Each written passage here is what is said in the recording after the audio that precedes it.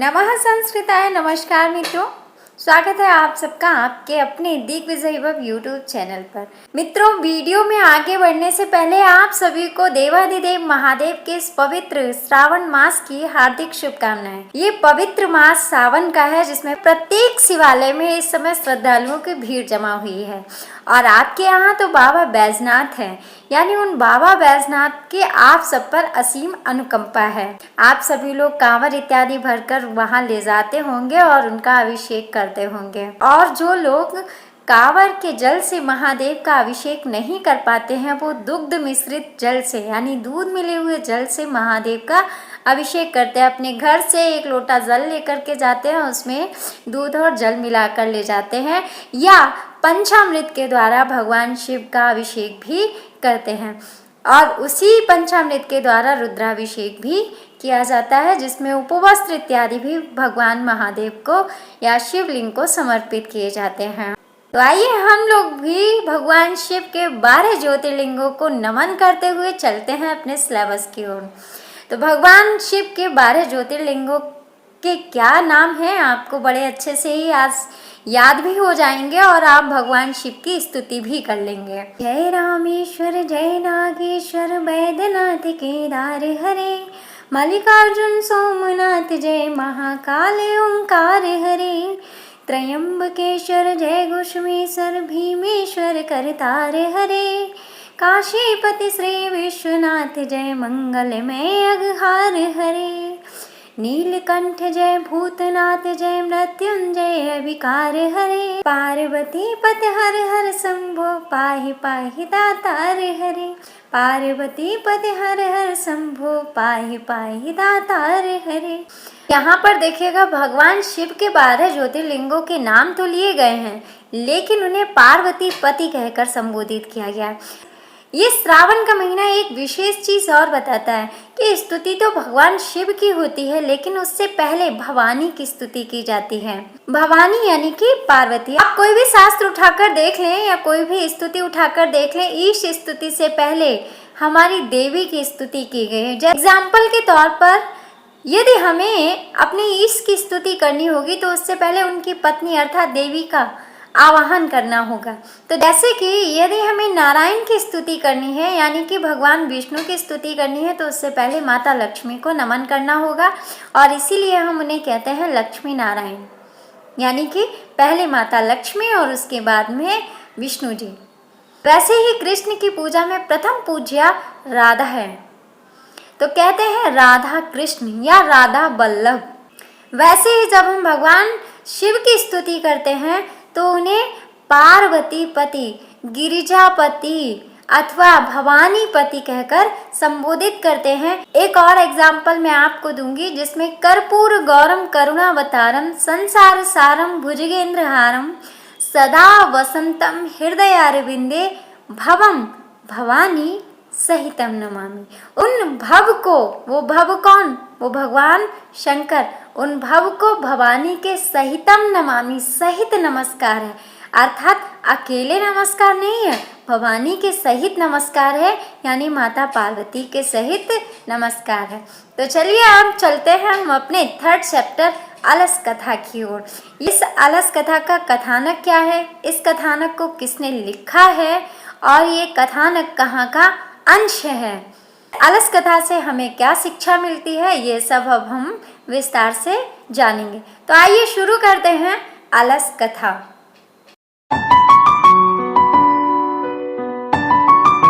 मित्रों, आपकी कथा का नाम है अलस कथा।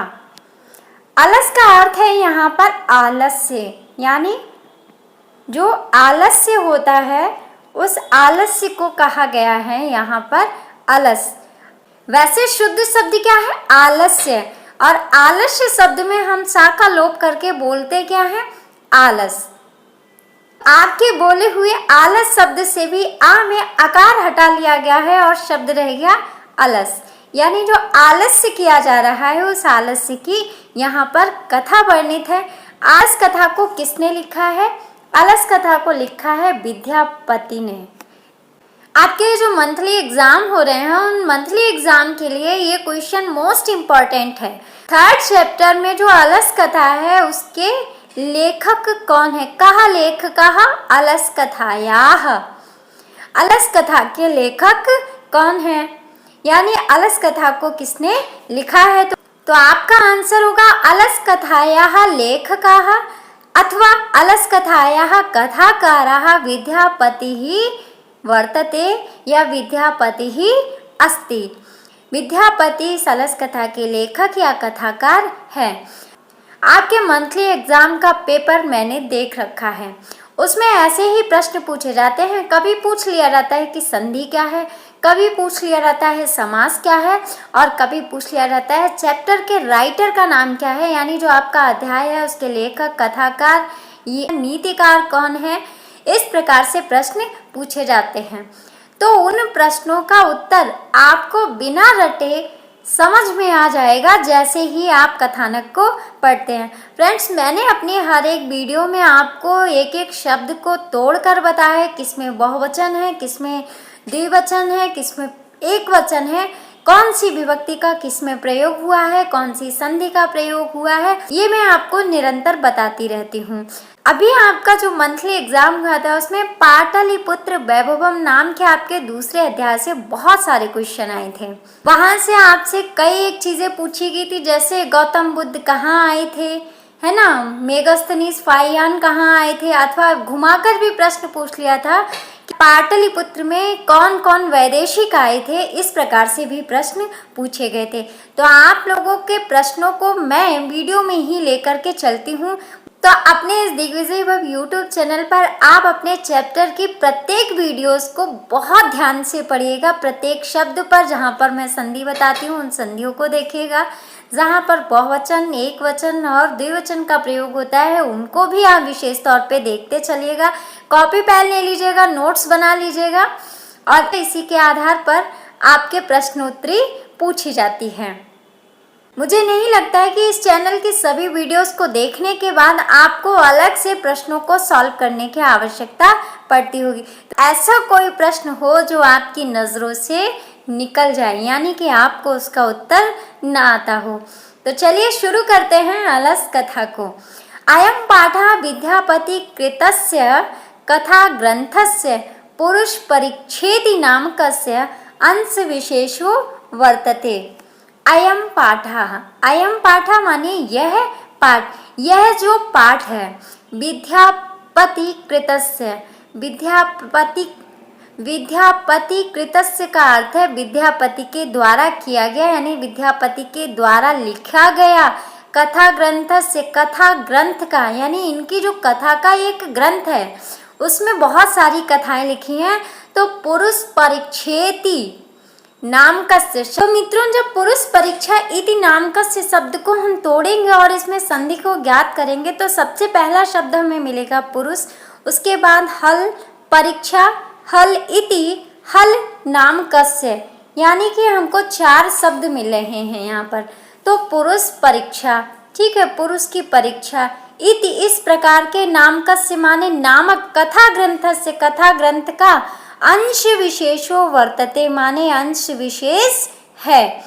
तो ये जो अलस कथा है, यह अलस कथा कहाँ से ली गई है? पुरुष परीक्षा नाम के कथा ग्रंथ का अंश है, यानी वहां से एक छोटा सा अंश ग्रहित किया गया है। अग्रे चलामः वयं पुरुष परीक्षा सरल संस्कृत भाषायां कथा रूपेण विभिन्नानां मानव गुणानां महत्वं वर्णयति। पुरुष परीक्षा नाम का ये जो कथा ग्रंथ है, यानी ये जो पुस्तक है सरल संस्कृत भाषायाम, देखिए सरल संस्कृत भाषायाम, रमा का रूप बनता है रमायाम, वैसे ही बना है भाषायाम। सरल संस्कृत भाषा में यानी बहुत ही सरल शब्दों में, संस्कृत के बहुत ही सरल शब्दों में इसको लिखा गया है। कथा रूपेण, यहाँ पर 3 की पावर 1 यानी तृतीया विभक्ति एक वचन का प्रयोग है। जैसे रामेण बनता है तृतीया एक वचन में, वैसे ही कथा रूपेण, कथा के रूप में। विभिन्ना नाम मानव गुणानाम, यहाँ पर देखिए विभिन्ना नाम मानव गुणानाम, मनुष्य के बहुत सारे गुणों के महत्व को वर्ण्यति माने वर्णन किया गया है। दोषाणाम चाम निराकरणाय शिक्षाम ददाति, ये इम्पोर्टेंट है। तो पहले तो विभक्तियां देख लेते हैं। दोषाणाम यहाँ पर 6 की पावर 3 है, निराकरणाय यहाँ पे 4 की पावर 1 यानी कि चतुर्थी विभक्ति एक वचन का प्रयोग किया है। शिक्षाम में यहाँ पर 2 की पावर 1 का प्रयोग किया गया है। दोषाणाम निराकरणाय शिक्षाम ददाति, चा माने और, दोषाणाम माने दोषों के, निराकरणाय माने निराकरण के लिए, यानी कि दोषों को दूर करने के लिए शिक्षाम ददाति शिक्षा को देती है, अर्थात दोषों को दूर करने के लिए हमें रास्ता बताती है, हमें उपदेश देती है। विद्यापति ही लोकप्रिय मैथिली कवि आसीत। मोस्ट इम्पॉर्टेंट, ये आपसे क्वेश्चन बन सकता है कि विद्यापति कैसे कवि थे या विद्यापति कहाँ के कवि थे, तो अंडरलाइन कर लीजिएगा मैथिली कवि। विद्यापति कैसे कवि थे? मैथिली कवि थे, यानी मिथिला के कवि थे। यानी आपके यहाँ जो मिथिला क्षेत्र है, कहा जाता है उसी मिथिला क्षेत्र की हमारी माता सीता भी थी।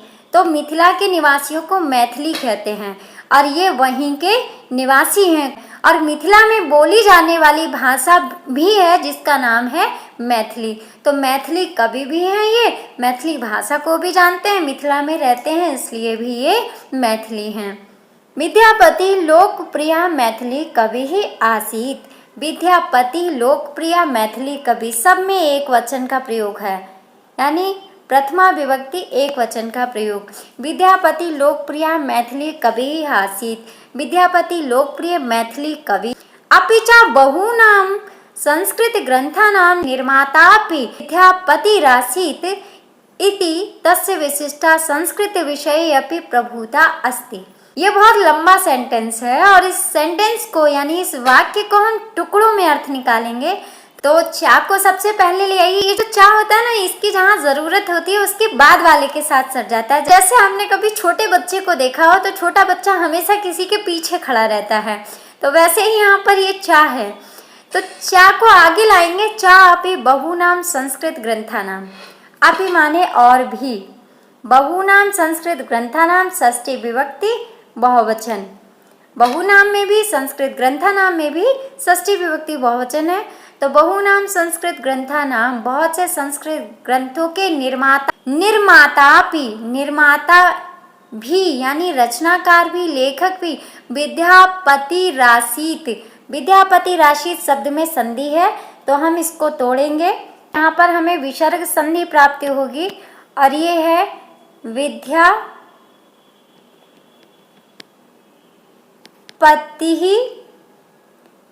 धन आसीत। मिल गई संधि ना, विसर्ग संधि हो गई। तो इस विसर्ग का क्या हो गया है? र। ठीक है, विद्यापति ही आसीत यानी विद्यापति हैं। बहुत से संस्कृत ग्रंथों के निर्माता भी कौन है?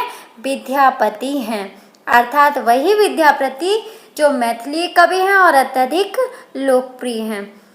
इति तस्य विशिष्टा संस्कृत विषये अपि प्रभुता अस्ति। इति माने इस प्रकार से, तस्य माने उनकी अर्थात विद्यापति की, विशिष्टता माने ये जो विशिष्टता है, विशेषता है।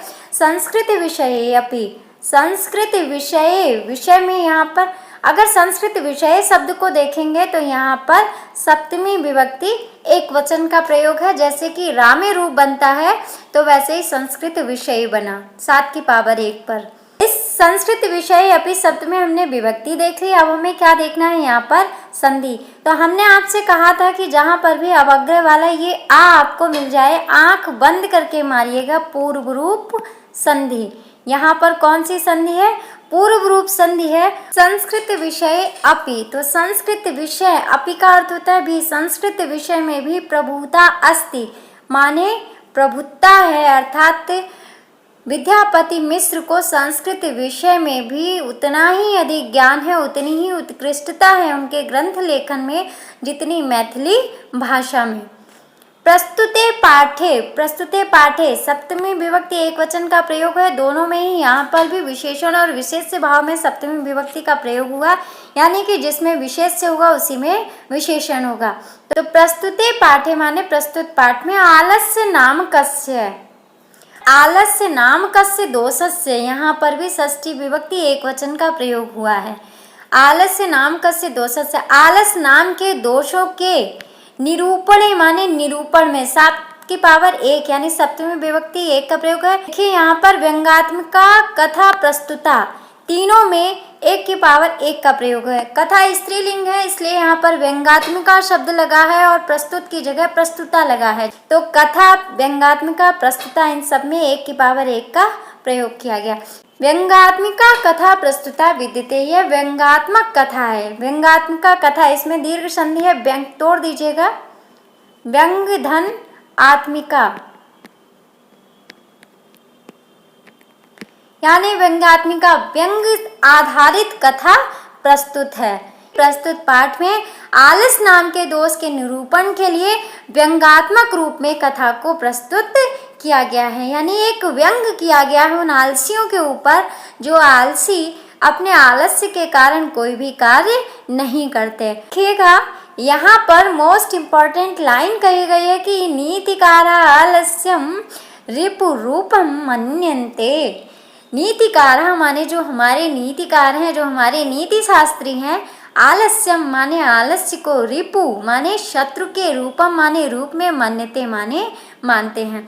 यानी हमारे जो नीतिकार हैं, जो हमारे ऋषि महर्षि इत्यादि रहे हैं, वो सभी क्या करते हैं, आलस्य को रिपु माने शत्रु के रूप में मानते हैं। एक प्रश्न आपसे यहाँ भी बन सकता है कि नीतिकार आलस्य को क्या मानते हैं। नीतिकारा आलस्यम किम मन्यन्ते, नीतिकारा आलस्यम रिपु रूपम मन्यन्ते, यह आपका सीधा सा आंसर है। आपसे एक प्रश्न और किया जा सकता है कि अलस कथा कीदृशा कथा वर्तते, अलस कथा किस प्रकार की कथा है, तो व्यंग्यात्मिका कथा वर्तते, अलस कथा व्यंग्यात्मिका कथा वर्तते, यानी अलस कथा व्यंग्यात्मक कथा है, इसमें व्यंग किया गया है। प्रश्न पूछा जा सकता है विद्यापति कहाँ आसीत, विद्यापति कौन थे, तो आपके पास आंसर है विद्यापति मैथिली कवि ही आसीत, ये आप प्रश्न का उत्तर दे सकते हैं।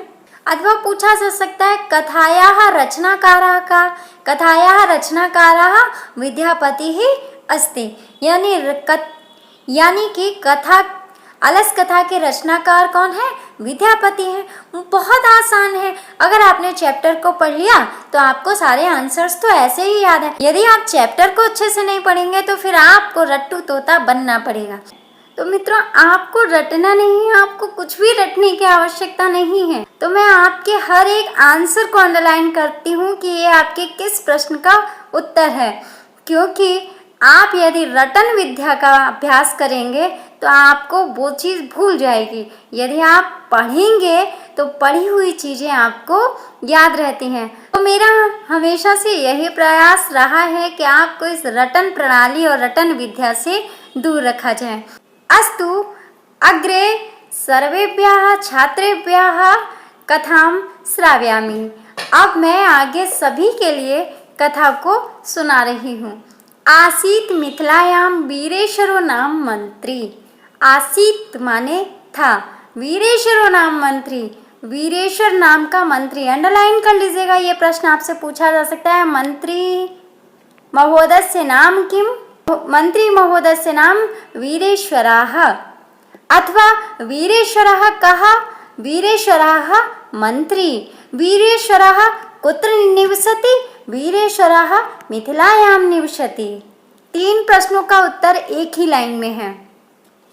वीरेश्वर कहाँ रहते थे, मिथिला में रहते थे। वीरेश्वर का पद क्या था, मंत्री पद था, वीरेश्वर मंत्री थे। अथवा मंत्री का नाम क्या था, वीरेश्वर था। अथवा मंत्री कहाँ रहते थे, मिथिला में रहते थे। अथवा प्रश्न बनेगा वीरेश्वरो कुत्र निवसति, या वीरेश्वरः कुत्र निवसति। विसर्ग का वहाँ पर ओ नहीं होगा, सीधा सीधा विसर्ग दिखाएंगे। वीरेश्वरः कुत्र निवसति, तो वीरेश्वरः मिथिलायां निवसति, यानी वीरेश्वर मिथिला में रहते थे। आसीत मिथिलायां वीरेश्वरो नाम मंत्री, वीरेश्वरः हसी चार से विसर्ग का ओ हुआ है, तो आपको विसर्ग कर देना है, ओ को हटा देना है, हसी चा से ओ हो जाएगा विसर्ग संधि के अंतर्गत। आसीत मिथिलायाम वीरेश्वरो नाम मंत्री। वीरेश्वरा नाम मंत्री मिथिलायाम आसीत। वीरेश्वर नाम का मंत्री मिथिला में था।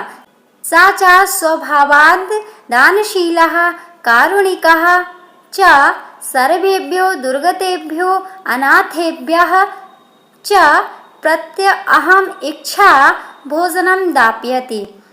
देखिएगा सेंटेंस बहुत लंबा है, विभक्तियों का प्रयोग हुआ है, साथ में संधियों का भी प्रयोग किया गया। संस्कृत में ज़्यादातर आपको विभक्तियां और संधियां ही मिलेंगी, समास उसके अनंतर आते हैं। सा चा स्वभावाद। सा चा, सा का अर्थ है वीरेश्वर, यानी वह वीरेश्वर, चा माने और वह वीरेश्वर नाम के जो मंत्री हैं स्वभावाद, स्वभाव से, स्वभावाद में पंचमी विभक्ति का प्रयोग हुआ है, यानी 5 की पावर 1। स्वभाव से यानी उनका स्वभाव कैसा है, दानशीलाः, दानशील है, वो दान करने वाले व्यक्ति हैं। कारुणिकाः, उनमें करुणा है, वह स्वभाव से दानशील है, कारुणिक हैं, यानी दान करने वाले हैं और करुणा से युक्त हैं। सर्वेभ्यः दुर्गतेभ्यः अनाथेभ्यः, इन तीनों में चतुर्थी विभक्ति बहुवचन का प्रयोग किया गया है, यानी 4 की पावर 3 का प्रयोग किया गया है। यहाँ पर अर्थ निकलेगा सर्वेभ्यः दुर्गतेभ्यः अनाथेभ्यः, सभी दुर्गत माने दुखी व्यक्तियों के लिए, यानी दीनहीन व्यक्तियों के लिए, अनाथेभ्यः और अनाथ व्यक्तियों के लिए। अब यहाँ पर हमको क्या देखना है, यहाँ पर हमें संधि भी देखनी है। विभक्ति तो हमने देख ली, अब हमें क्या देखना है, संधि भी देखनी है। तो सर्वेभ्यः विसर्ग है, विसर्ग हसी चा से ओ हुआ, दुर्गतेभ्यः में भी हसी चा से हुआ। अनाथेभ्यश्च, यहाँ पर ईश्वत संधि है, अनाथेभ्यश में ईश्वत संधि है, विसर्ग का क्या हो गया है, ये तालव्य वाला शा हो गया। तो हमने यहाँ पर विभक्ति देख ली, अब हमें क्या देखना है, संधि देखनी है। तो सर्वेभ्यो यहाँ पर हसी चा से विसर्ग का ओ हो गया है, तो आपको पता हो गया यहाँ पर क्या है, विसर्ग संधि है। इसके बाद हम देखेंगे दुर्गतेभ्यो अनाथेभ्यस्य। तो यहाँ पर दुर्गतेभ्यो अगर शब्द है केवल, तो वहाँ पर हसी चा से विसर्ग का ओ हो गया, विसर्ग संधि है। तत्पश्चात अगर पूरे शब्द में आपसे संधि पूछी जाती है, दुर्गतेभ्यो अनाथेभ्यस्य शब्द में पूछा जाता है संधि कौन सी है, तो आप बताएंगे पूर्व रूप संधि। यहाँ पर अवग्रह वाला आ पूर्व रूप संधि को निरूपित करता है। फिर आगे अनाथेभ्यस्य, यहाँ पर विसर्ग का सा हुआ है, विसर्ग चेंज इनटू तालव्य शा में। तो विसर्ग का चेंज इनटू का प्रावधान कहाँ पर हुआ है, तालव्य शा में। तो अनाथेभ्यस्य, यहाँ पर ये शब्द है तालव्य सा और चा, यहाँ पर ईश्वत संधि निकलेगा, विसर्ग जो है वो विसर्ग इस तालव्य सा में बदल गया, यानी यहाँ पर विसर्ग का चेंज इनटू का प्रावधान किसके साथ हुआ, तालव्य सा के साथ। तो यहाँ पर विसर्ग संधि है। सर्वेभ्यो दुर्गतेभ्यो अनाथेभ्यस्य प्रति अहम इच्छा, यहाँ पर संधि भी है और समास भी। कैसे, तो सबसे पहले हम देखेंगे संधि को। तो यहाँ पर पहला शब्द निकलेगा प्रति। इस प्रति में ई है, ये जो ई है ता पर इकार की जो मात्रा है, ये इकार की मात्रा चेंज इनटू या। ये जो ई की मात्रा है ये किस में बदल गई, इस या में बदल गई, और या में बदल गई तो ता आधा रह गया और ता को लग गया हलंत, शब्द क्या बना, प्रत्यय। तो यहाँ पर ई का या हो जाना कौन सी संधि है, गुण संधि। तो प्रति अहम प्रत्यहम शब्द बन गया। इच्छा शब्द को जोड़ दीजिए, इच्छा में ये जो ई लिखी हुई है इसको हम मात्रा के रूप में मां पर लगा देंगे, प्रत्यहम मिच्छा शब्द बनेगा। अब इसमें देख लेते हैं समास। यहाँ पर समास कौन सा है, अव्यय भाव समास है। अव्यय भाव समास में अव्यय न व्यय इति अव्ययः ऐसा कहा गया है, यानी यहाँ पर प्रति अव्यय है, प्रति क्या है, अव्यय है। अब आप कहेंगे प्रति उपसर्ग भी होता है, तो हाँ जी, प्रति अव्यय भी होता है और प्रति उपसर्ग भी होता है। अगर ये कहा जाए कि उपसर्ग अव्यय होते हैं तो ये गलत नहीं होगा, क्योंकि वास्तविकता यही है 22 उपसर्ग हैं और 22 उपसर्ग ही 22 अव्यय के रूप में है जो अव्यय भाव समास में प्रयोग होते हैं। प्रति अहम इच्छा, जैसी जिसकी इच्छा होती है, यानी प्रत्येक व्यक्ति की इच्छा के अनुसार भोजनम माने भोजन को, दाप्यति माने देता है। प्रत्येक व्यक्ति की इच्छा के अनुसार उसे भोजन देता है। तन्मध्ये अलसेभ्यः अपि अन्न वस्त्रे दाप्यति। देखिएगा इतना लंबा सा एक शब्द है और इस लंबे से एक शब्द में संधियां भी हैं और विभक्तियां भी हैं। तो सबसे पहले हम विभक्ति निकालेंगे तन्मध्ये। तन्मध्ये शब्द में विभक्ति है सप्तमी, सप्तमी विभक्ति एक वचन। अलसेभ्यः इसमें है चतुर्थी विभक्ति एक वचन। अपि अन्न वस्त्रे, तो यहाँ पर वस्त्रे में दो की पावर दो का, यानी द्वितीय विभक्ति द्विवचन का, क्योंकि दो हैं, अन्न और वस्त्रों को देता है तो द्वितीय विभक्ति द्विवचन का प्रयोग किया गया। अन्न और वस्त्र को दाप्यति माने देता है। विभक्ति आपने क्लियर कर ली। अब हम देखते हैं संधि। तो तन्मध्ये संधि, यहाँ पर तन्मध्ये में अनुनासिक संधि है, तो तन्मध्ये शब्द में हम देखेंगे संधि। संधि होगी तत् धन मध्य शब्द से। तत् धन मध्य शब्द बनता है। ता का पंचमाक्षर होता है, पांचवा ता वर्ग का पांचवा अक्षर क्या है न, इसलिए ता का ना हो गया है, यहाँ पर अनुनासिक संधि हो गई। अब तन्मध्ये अलसेभ्यः, इनके बीच में क्या हो गया, अवग्रह वाला आ दिख रहा है आपको, आप आंख बंद करके मारिएगा, पूर्व रूप संधि। फिर यहाँ देखिए अलसेभ्यो अपि, यहाँ पर भी पूर्व रूप संधि है, लेकिन अपि शब्द में यड़ संधि है। शब्द था आपका अपि, है ना। पापे जो ये इकार की मात्रा है, ये इकार की मात्रा बदल किस में गई, या में। जैसे ही ई या में बदली, वैसे ही कौन सी संधि का नियम लागू हुआ, यड़ संधि का। तो यहाँ पर यड़ संधि, पहले तन्मध्ये में अनुनासिक और तन्मध्ये अलसेभ्यः, अपि शब्द में क्या है, पूर्व रूप संधि है, और अपि शब्द में अकेले यड़ संधि है। अन्न वस्त्रे दाप्यति, अन्न और वस्त्र को देते हैं। तो उन लोगों के बीच में जो कैसे हैं, अनाथ हैं, जो गरीब हैं, उन लोगों के बीच में कुछ आलसी लोग भी होते हैं, जिनको वीरेश्वर नाम के मंत्री अन्न और वस्त्रों को देते हैं। तो मित्रों, आगे की कथा में हम देखेंगे कि आलसियों का आलस किस पराकाष्ठा पर पहुंचता है, आलसियों के क्या क्या गुण होते हैं, वो किस प्रकार से कार्य करते हैं। तो फिर मिलते हैं अगली वीडियो में, तब तक के लिए नमस्कार।